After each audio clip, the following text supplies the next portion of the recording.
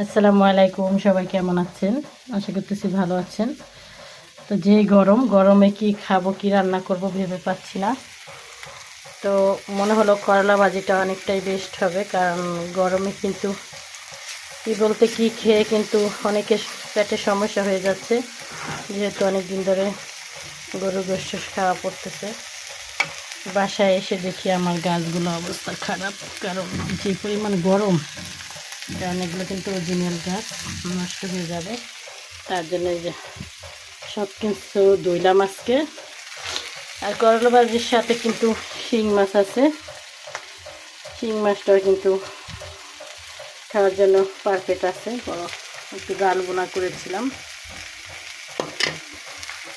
তো কেমন হয়েছে, কারণ যারা যারা করলা ভাজি পছন্দ করেন এই গরমে খেতে পারেন, কারণ করলা ভাজি খেলে কোনো সমস্যা হয় না। আর যেহেতু গরম, আমি কিন্তু ফার্স্টেই আমার গাছগুলো ধুইছি, কারণ গাছগুলো কিন্তু একটা জীবন, ওদেরও কিন্তু একটা প্রাণ আছে। কারণ যদি ধুয়ে না রাখি ওরাও মারা যেতে পারে।